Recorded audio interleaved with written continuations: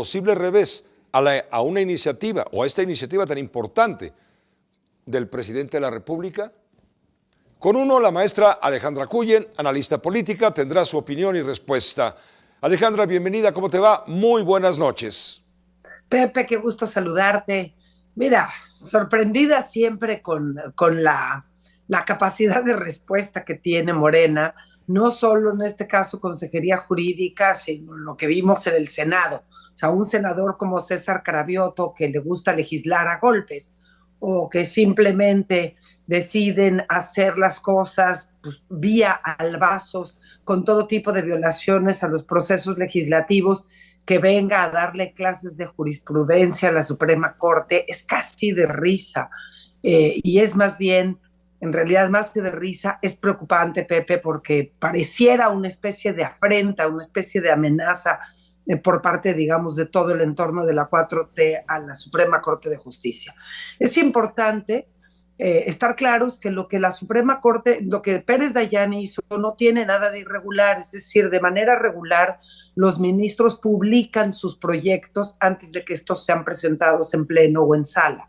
Entonces, es muy rara esta postura de la Consejería Jurídica de Presidencia porque no hay ninguna irregularidad. Básicamente están acusando al ministro de algo que no es ilegal y que es de hecho recurrente en la Suprema Corte, Pepe. De que pueden anularles el plan B, por supuesto que les pueden anular el plan B por la forma como fue aprobado en la Cámara de Diputados, y en el caso de las otras 20 reformas, si realmente se hace una impugnación por parte de la oposición en contra del debido proceso, pues elementos sobran para anular esas 20 reformas por la forma como el Senado las aprobó, Pepe. Estamos hablando de el alegato de la Corte en torno a violaciones al debido proceso judicial, no al contenido de fondo de lo que contiene la norma, sino a la forma como se violó el asunto. Es lo que, por cierto, bajo ese criterio, hay que recordar, años atrás, se quedó en libertad por violaciones al debido proceso Florence Cassé, ¿te acuerdas? Vinculada en tiempos de Genaro García Luna a un hecho de secuestro, etcétera. No fue declarada inocente. No, fue declarada libre de juicio porque violaron su proceso. Es algo parecido a lo que ahora se está viendo en esto de la Corte, y también ver la constitucionalidad de los contenidos que se debatieron y se discutieron. Pero está difícil porque es muy sospechosa esta filtración. Por cierto, ya está publicada en la página de la Suprema Corte el proyecto del ministro Pérez Dayan, que además lo tenían los otros ministros.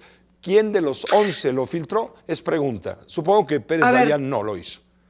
Lo que te reitero, Pepe, es que de manera recurrente la Corte publica los proyectos antes de que salgan a discusión. Entonces, lo que en la Corte se está argumentando es que no hubo ninguna filtración, simplemente se sacó el proyecto porque ya estaba listo para irse a sala y para irse a la discusión. Que no le conviene a Morena el tipo de resolución, esa es otra historia. Que Morena está empezando a hacer presión sobre los ministros, pues esos son los mecanismos de amenaza que tiene Presidencia y que tiene Morena, como lo vimos con la voz de César Cravioto. No es nuevo que Presidencia y la República, no solo en este gobierno, sino en administraciones pasadas, quiera, digamos, presionar a los ministros para que el resultado de la votación les sea favorable. Eso no es nuevo. Lo que quiero darte como antecedente es que no sería la primera vez de entrada en este gobierno en que se invalida una reforma por la forma como fue aprobada. Está establecido que debe haber discusión, que debe haber quórum, que debe haber ciertas condiciones, tienen que cumplirse para que pueda aprobarse una ley. No es nada más con una aplanadora y con una mayoría. En el caso del Senado hasta se la inventaron. De último momento decidieron digamos, dar de baja a una senadora y dar de alta a su suplente para garantizar el quórum. Ese tipo de irregularidades, Pepe, sí pesan y sí tienen una razón de ser, porque para discutir una ley es importante que diputados y senadores conozcan las iniciativas y tengan elementos a favor y en contra donde realmente puedan discutir el por qué están aprobando esa iniciativa. Y así está establecido en el proceso. Si los senadores y los diputados de Morena no lo saben, pues tendrán que ponerse a estudiar cómo se tiene que legislar. Pero eso no hace ilegal ni irregular un rechazo de la Corte por temas de debido proceso. Ponías el ejemplo de Florence Cassés, que me parece un buen ejemplo, aunque tiene que ver eso con procesos judiciales. Aquí estamos hablando de procesos legislativos, pero también tienen una razón de ser y también tienen, digamos, reglas que se tienen que seguir y que si no se cumplen, se puede llegar a impugnar el proceso completo, la iniciativa completa, sí, en este caso, Pepe. Muchas gracias. Gracias, Alejandra Cuyen, como siempre.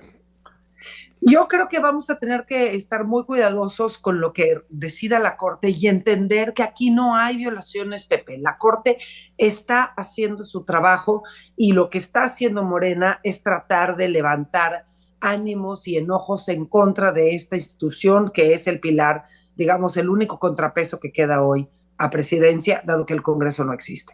Alejandra, gracias. Buenas noches.